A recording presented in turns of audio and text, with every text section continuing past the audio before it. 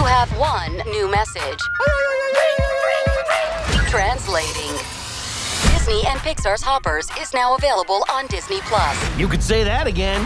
Critics are calling it Pixar's funniest movie ever and a wildly entertaining ride. Blizzard Potato. It's certified fresh and verified hot. Now we party. This is incredible! Wow, I am clearing the rest of the day. Disney and Pixar's Hoppers, now available on Disney+. Rated PG. So good, so good, so good. New markdowns up to 70% off are at Nordstrom Rack stores now. Stock up and save big on shoes, tops, dresses, accessories, and more must-haves for summer. Join the Nordy Club to unlock exclusive discounts, shop new arrivals first, and more. Plus, buy online and pick up at your favorite Rack store for free. Great brands, great prices. That's why you Rack. This content may not be suitable for all audiences. Listener discretion advised. I could hear him sprinting up the left hallway. It sounded like he was coming fast. I began to run.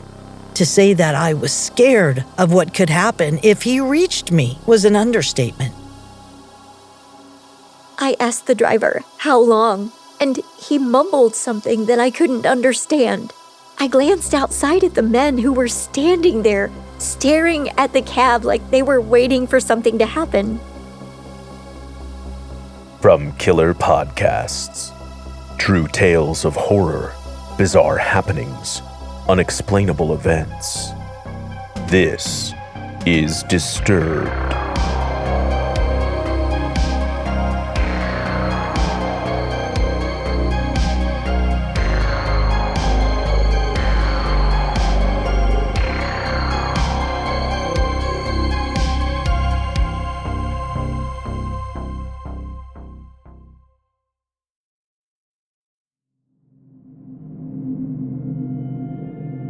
Hello, and welcome back to the show. This week, we have 5 haunting stories you'll wish were taken to the grave.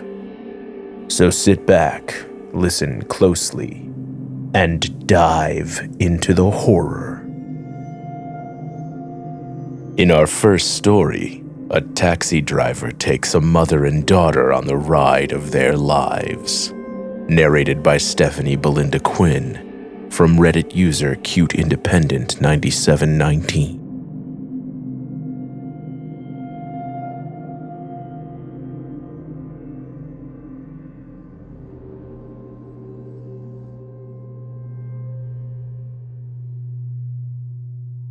Last year, I went to pick up a car from a dealership that's 2 hours away from where I live. I took my 15-year-old daughter with me because she was excited to see the new car, and our appointment was after she got out of school. Our plan was to take the train, and then once we arrived, we'd order an Uber that would take us to the dealership.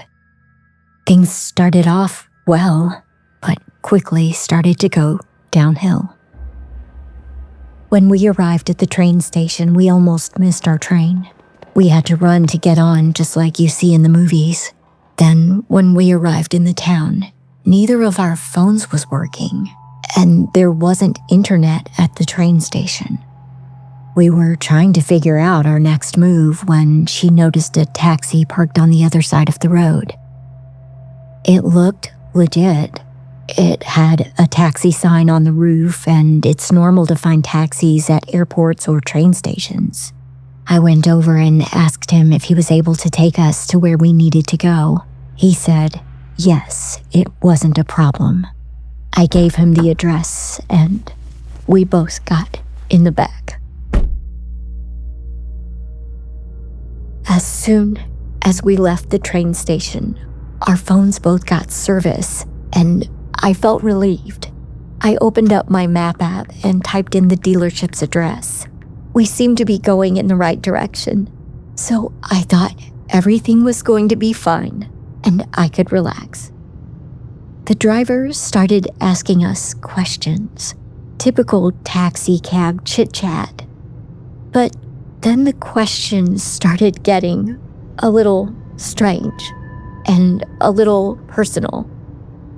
He asked why we were there in town, and I said I was buying a car.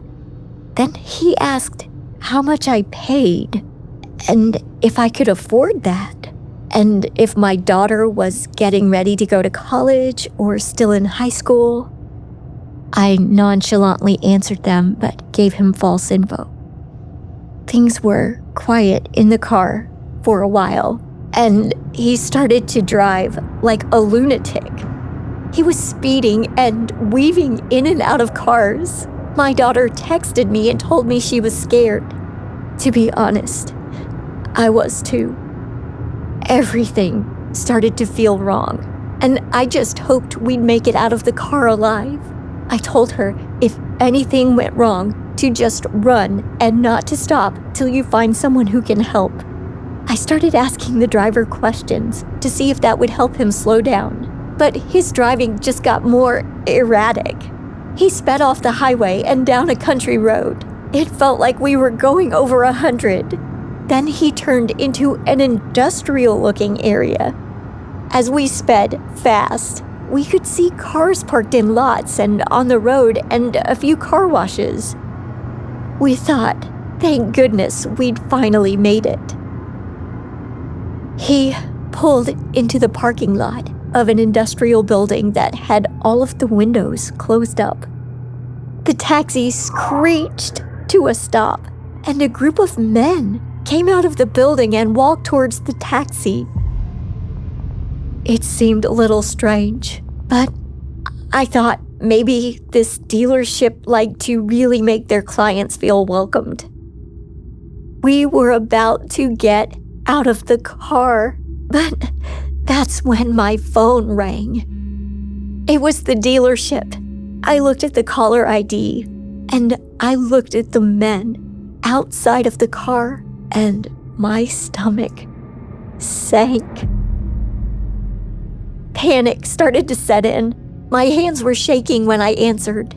I put it on speakerphone so that the driver knew I knew we weren't where we were supposed to be. The guys at the dealership started asking me where we were and how long until we arrived. I told them we were in a taxi that we'd gotten at the train station and what the car looked like. That way, if we didn't make it, they had information to give to the cops. I asked the driver how long, and he mumbled something that I couldn't understand. I told the dealership that I didn't know, and that we had landed in an industrial park at a building that looked closed. I glanced outside at the men who were standing there, staring at the cab like they were waiting for something to happen. Suddenly, the guy at the dealership's voice changed, and he told me to share my location with him. This set the taxi driver off, and he got really panicky. He told me 10 minutes and kept repeating it. I stayed on the phone. He got us out of there as quickly as he could and to the car dealership. When we got there was a group of men waiting at the gate. We started to panic. How could this happen again? But then I saw they were wearing shirts with the Car Places logo on them. They opened our doors and told us to go into the office.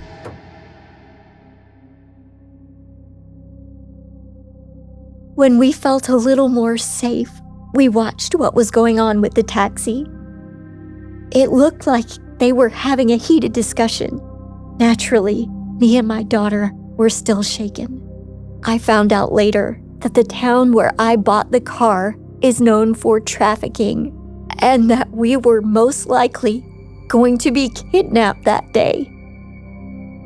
It was so scary, and I will never go anywhere near that town again.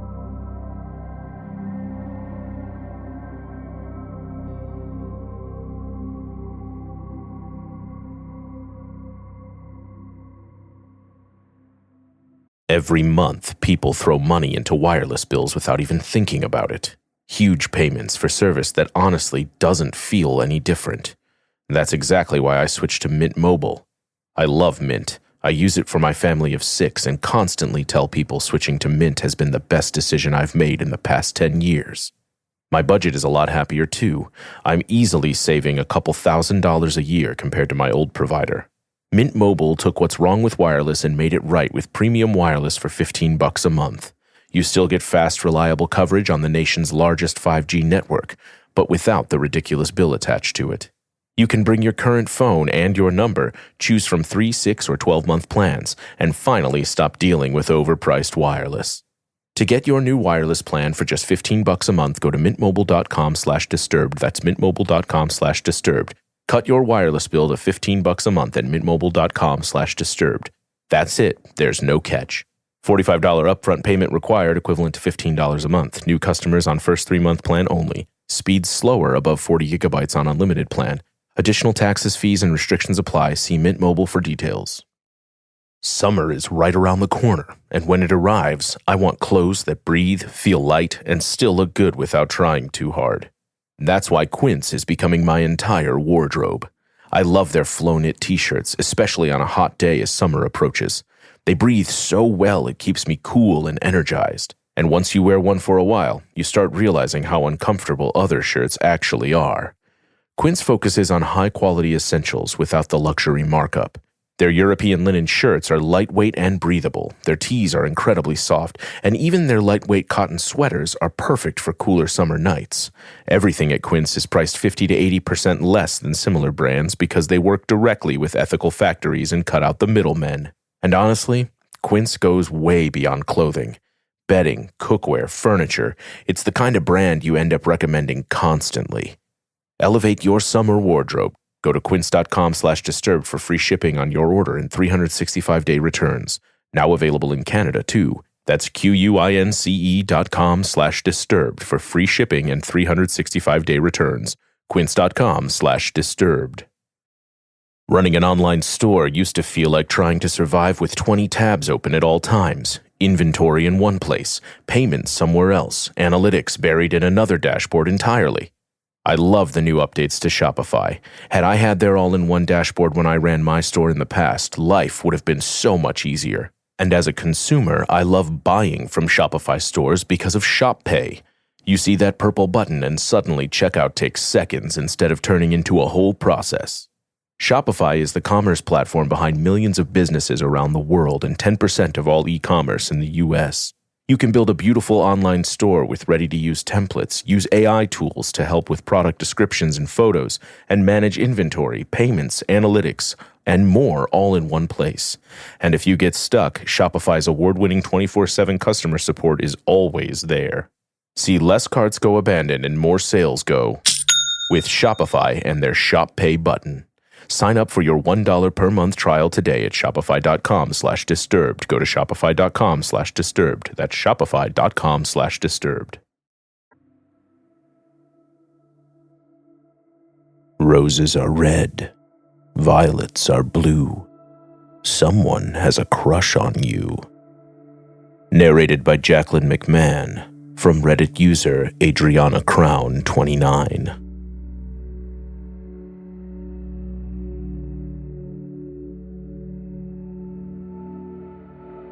I have to start this story with a confession. I sold drugs when I was younger. I know my actions harmed my community and that it harmed a lot of people. Not just the people I sold to, I also know it affected their families.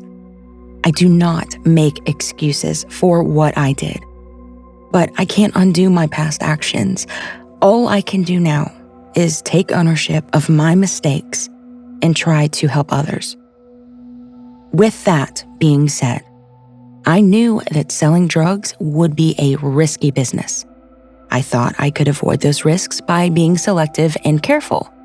I only sold to people I already knew and trusted, but it turned out that it wasn't quite that simple. My customers told other people, who told other people, and so on. And it was hard to say no to the money. That's how I met Jerry. It became obvious that Jerry had a crush on me. In the beginning, it seemed relatively harmless, so I kept selling to him. Then I started getting huge red flags. I think the first red flag was when he started paying me tips. He would pay me for his orders, and then he'd pay me a tip on top of that. This is not a normal thing in the drug industry. The next flag. One day, he asked me for my shoe size. This was super weird. I clearly told him, "Please do not buy me any shoes." The next time I saw him, he showed up with a pair of rhinestone heels. He said he'd already bought them and they didn't accept returns. I told him that I couldn't possibly accept them, but he pressured me until I took them. I was a lot more naive back then, but I still understood that this situation was going to create problems. Eventually, he was going to expect something in return. And then what would happen if I didn't give it to him? He always had the power to report me to the police. Or worse. One morning, I woke up and had at least 20 missed calls from Jerry and more than 50 unread text messages. He was mad because he found out I had gone to Disneyland with a boy that ended up becoming my boyfriend. There was nothing about him or the trip on social media. It made me wonder if he was watching me.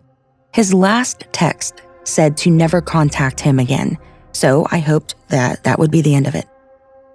But then, I started seeing him everywhere. One day, I was at the public library studying. Of all the empty seats, Jerry came in and sat across from me. He was one table over, pretending to read, but I could feel him watching me. Another time, I walked out of a manicure appointment, and he was standing right outside, waiting for me. I was already having really high levels of stress about getting arrested. I kept hearing stories about other local dealers getting arrested. I know, it would have been my own fault, but you can't blame me for not wanting to go to jail. It reached the point where every time I left my house, I wondered if that would be my last time. Jerry's behavior made my stress even worse. I was afraid he would try to hurt me. All that stress together was too much for me to handle. I was already looking over my shoulder every time I left the house, waiting to see Jerry following me. Then one day, Jerry approached me while I was about to enter a grocery store. He asked me if I wanted to hear a poem he wrote. I quickly said, "No thank you," left my cart, and immediately ran back to my car. He started to walk towards my car, so I pulled out of that parking spot faster than I ever have before. That was my breaking point. I asked my boyfriend for help, and he said he would take care of it. I don't know what he said or did, but I never saw Jerry after that day. Shortly after, I got out of the business. It really wasn't difficult for me to stop selling. I just told everyone I wasn't going to do it anymore. I have no idea what happened to Jerry. But the silver lining in all of this is that he really made me think about what I was doing selling drugs, and he made me more aware of my everyday safety.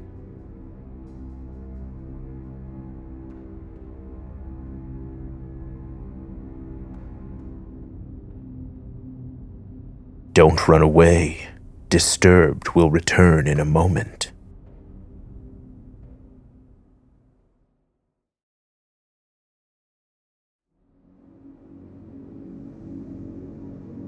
One woman narrowly escapes a hallway encounter. Narrated by Cynthia Bickford from Reddit user Jules Macawan.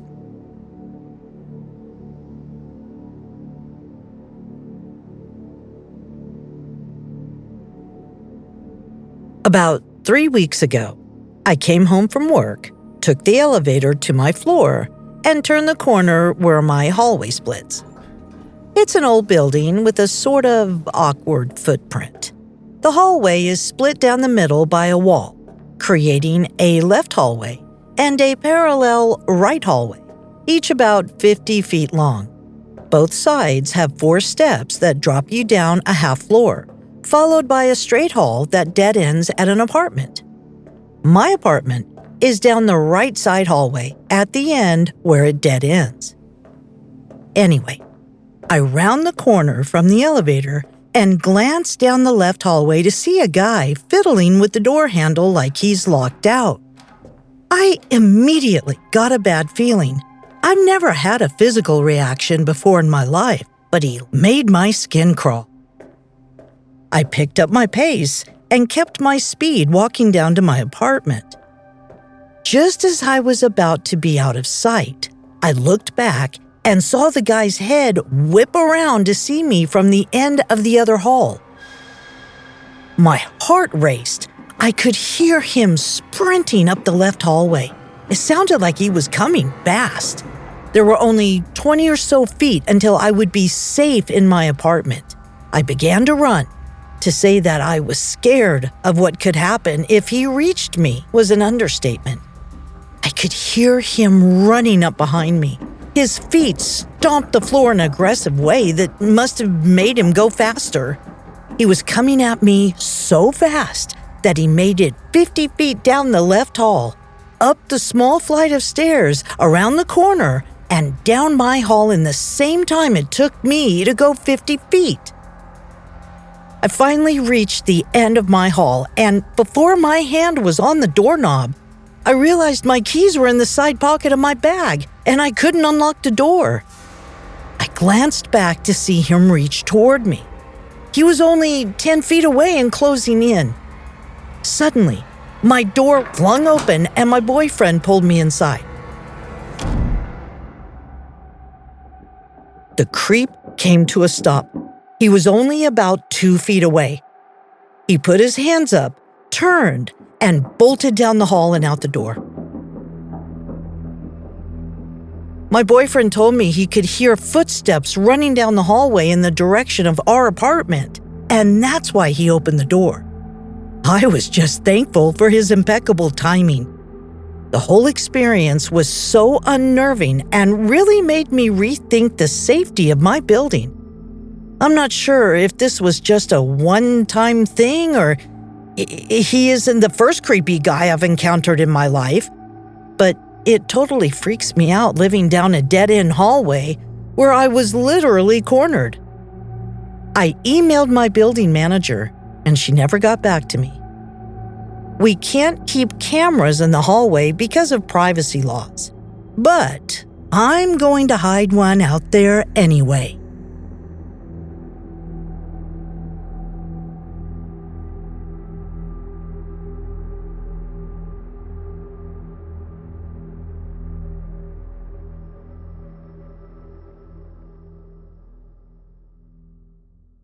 And in our next story, one user makes an unexpected friend in a museum tunnel. Narrated by David Armstrong from Reddit user James Drayton.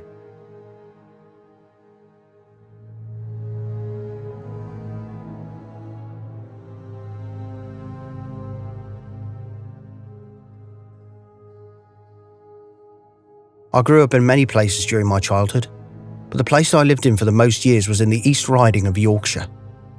During the 9 years that I lived there, I had only one haunting and potentially paranormal experience that I can speak of, and it happened in a place called Fort Paul. Fort Paul is a former gun battery that was turned into a museum. It is located along the Humber estuary, just outside the city of Hull. The fort was originally commissioned by King Henry VIII in the 16th century and has a long military history, ranging from the English Civil War to both World Wars.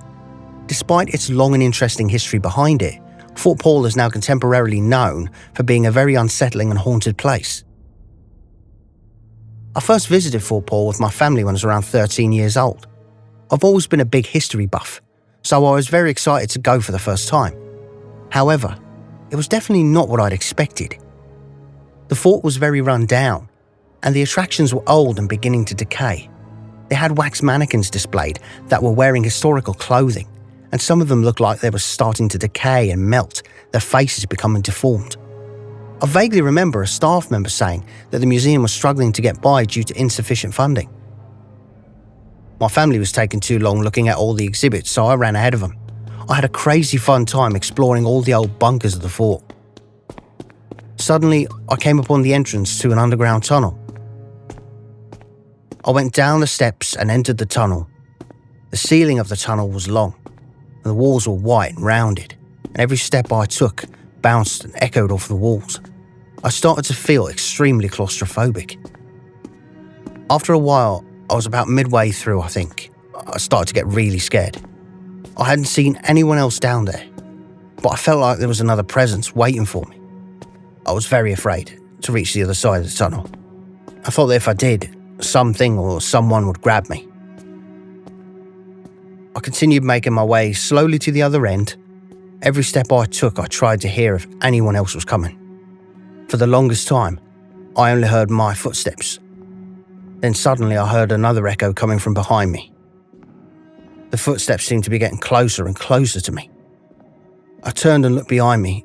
That's when I saw an older gentleman. He was wearing an old military uniform, and I assumed he worked for the museum.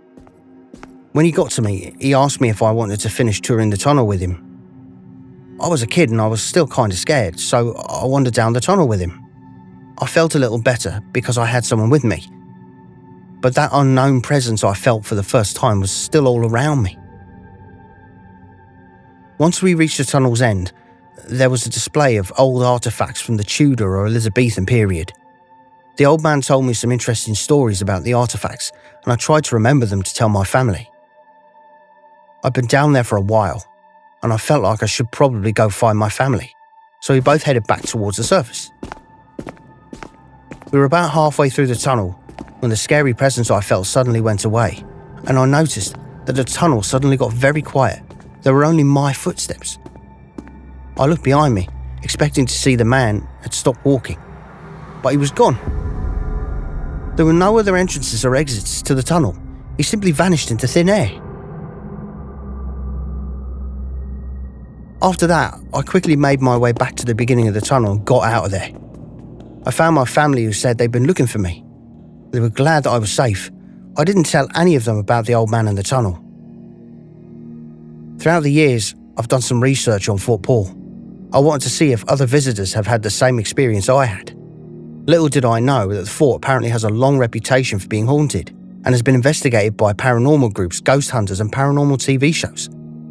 There are several chilling stories that have appeared from Fort Paul, from the ghost of an RAF airman who haunts one of the aircraft to the fort's old railway carriage, where others also claim to have seen a woman in Victorian-era clothing.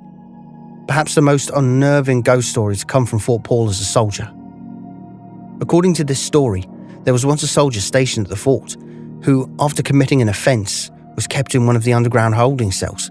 According to investigators as well as staff workers, people have reported hearing the sound of heavy boots within the corridors. Some claim to have seen the shadowy figure of a soldier himself, and that's who I think walked the tunnel with me all those years ago.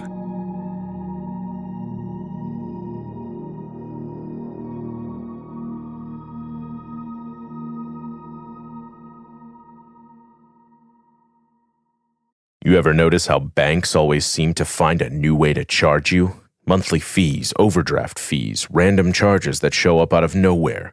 My big bank has been hitting me with fees multiple times a month. With Chime, I get away from that nonsense. Honestly, that's exactly why I've switched. Chime is changing the way people bank. They offer the most rewarding fee-free banking. This is fee-free banking built for you.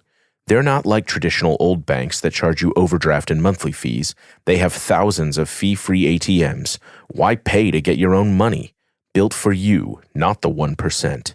With direct deposit, Chime members can benefit from up to $1,150 in annual rewards, fee-free. You can even get up to $500 of your pay when you need it with MyPay. And Chime is rated 5 stars by USA Today for customer service. Real humans, 24/7. Chime is not just smarter banking. It is the most rewarding way to bank. Join the millions who are already banking fee-free today. Head to chime.com/disturbed. That's chime.com/disturbed. It only takes a few minutes to sign up. Chime is a fintech, not a bank. Banking services for MyPay provided by Chime's bank partners. Optional products and services may have fees or charges. For more information on MyPay, go to chime.com/disclosures. Study and play come together on a Windows 11 PC. And for a limited time, college students get the best of both worlds. Get the Unreal College Deal. Everything you need to study and play with select Windows 11 PCs. Eligible students get a year of Microsoft 365 Premium and a year of Xbox Game Pass Ultimate with a custom color Xbox wireless controller. Learn more at windows.com/student offer. While supplies last. Ends June 30th. Terms at aka.ms/collegepc.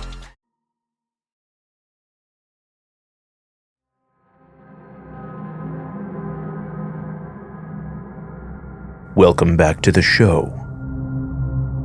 Finally, a hunter in the Appalachians catches a different sort of prey. Narrated by Bodhi Crowe from Reddit user Patient Economics 980.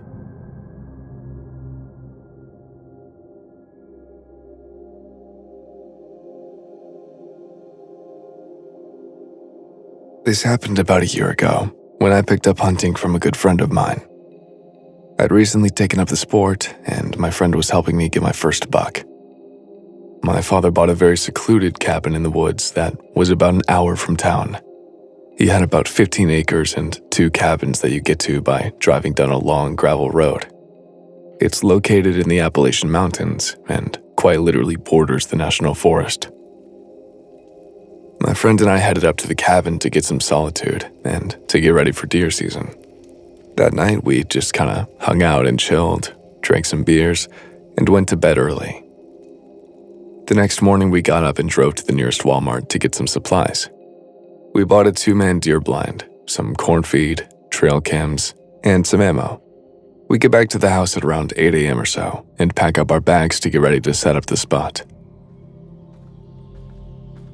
We set out and hiked up the ridge for what felt like 3 miles until we made it to the peak.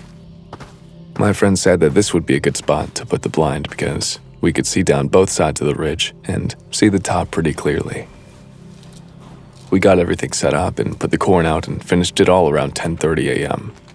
We both agreed that we'd go back down to the house to grab some food and maybe go to town for a few hours. We started back down the ride, and not even 5 minutes of us walking back down the mountain, we heard what sounded like a huge tree branch falling like 50 feet down. It stopped both of us right in our tracks. It sounded like the falling branch was only like 30 yards behind us, which was right back where we were just setting up. We stayed still for about a minute and looked around the area before my buddy cracked the joke about a pretty hefty squirrel taking a tumble. We made it back down to the cabin with nothing else happening. In fact, I'd kind of forgot about the branch and how weird we thought it was until fast forward a month. Deer season was just getting started, and I'd gone back to my dad's house for opening day.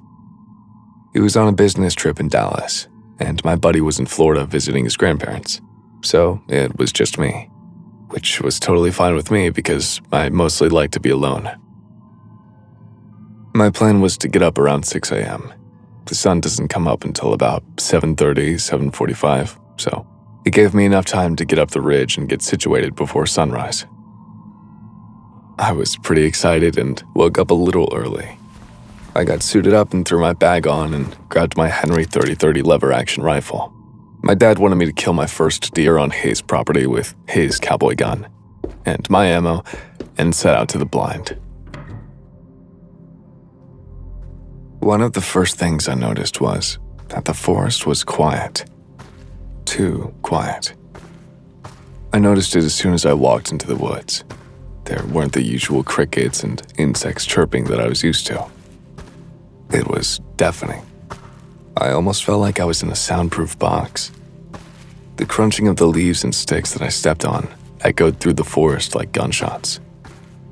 I tried not to think too much of it because it was early morning and not midnight, so I thought maybe it was normal up here. I got up to the ridge around 6:45 and climbed up into the blind and got comfortable. There was still another hour of darkness left, so I lay there basking in the solitude. About 10 minutes went by when I heard a sound. It was something that I'd never actually heard before. It sounded like a full-grown bear howling or screaming in pain, like he just lost a limb. My heart dropped, and I held my breath. I laid there and tried to be as quiet as possible. Now, I'm not stupid, and I didn't believe in anything paranormal or cryptids, so my initial thought was bear. I felt pretty safe up high in the blind. Even though I know that bears can climb trees, I felt like it was far enough away from me that it wouldn't be an issue. But then I heard it again. About 15 or 20 minutes before sunrise, I heard something big, buck-sized, walking around, maybe 60 yards behind me. Adrenaline shot through my veins. I think I was about to get a big one on opening day. I turned around as quietly as I possibly could to get eyes on this bad boy, my gun in hand. But as soon as I got about 120 degrees around, I saw something. Something standing up on its hind legs in the corner of my eye. I paused and tried to be still, but I was curious as to what the fuck I thought I was seeing. It could have been a buck standing up against a tree, or an agitated black bear. I decided I was going to get ready to shoot this thing if I had to, so I made the full turn while I got my barrel into place. Through the scope, I could see what had been making the noise. A monster, like none I'd ever seen before. I screamed, and the monster roared at me, the same sound I'd heard before. Every fucking hair and pore on my body stood up, and I was frozen with fear trying to figure out what I was looking at. It kept screaming at me for what felt like an eternity, then turned around and ran down the hill. I don't know exactly how to explain it, but every step it took, it was like jumping 7 feet forward. Humanly impossible to have a lunge that long. That motherfucker was spread out on 2 legs like a fucking man. I sat in the blind for the next 3 hours, frozen. Eventually, I noticed that the birds were singing and that the hum of the forest had returned. I hoped that meant the monster, that thing, was gone. I mustered up the courage to finally get out of the blind. I had my gun at the ready for my hike back down to the house. I made it back safely and called my dad as soon as I got in to tell him what the fuck I just witnessed. He didn't believe me and told me it had to have been a bear. Nope, not a bear. I know better. I looked on Apple Maps to see if it would give me any insight as to what was up there, and I saw that about 5 miles east, there's an old Native American memorial and burial ground. Maybe that had something to do with it. I don't know. To this day, I haven't been back up on that ridge, and I refuse to go back for the blind and the trail cameras. And in case you're wondering, no, I don't want to see what the cameras caught that morning.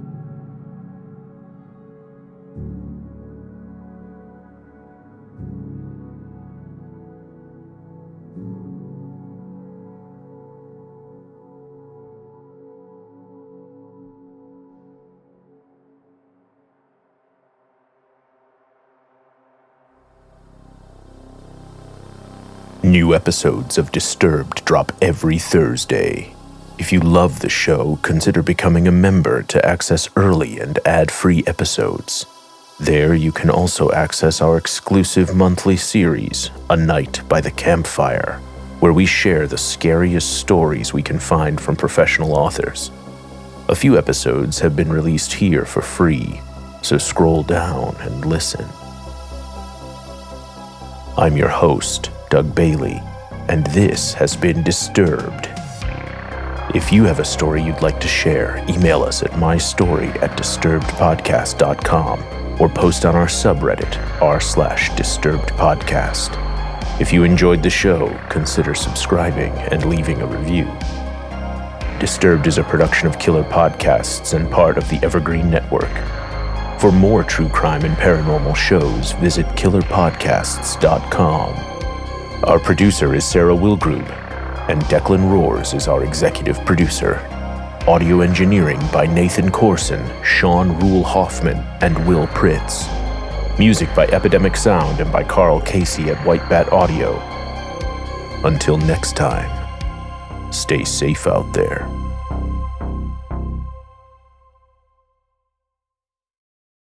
This Father's Day, when you ship UPS Air at the UPS store, your items arrive on time or your money back, guaranteed at no extra cost. It's like the father of all shipping services. It shows up to the airport way too early, just to play it safe. It's overprotective about all the things that truly matter, and it's always prompt, especially to be with family. Make it your first choice to celebrate your dad. Ship UPS Air with our money-back guarantee, exclusively at the UPS Store U.S. retail locations. Visit the upsstore.com/airshipping for full details. Terms and conditions apply. Capture your favorite summer feeling with Pandora Jewelry. Discover a collection inspired by the sunshine, freedom, and moments that make the season unforgettable. From sun-kissed metals to personalized pieces, ready to be engraved with your summer mantra. Each design moves with you, from beach days to golden nights, and every memory in between. Shop Pandora Jewelry's new summer collection, in-store or online at pandora.net, and let your summer unfold.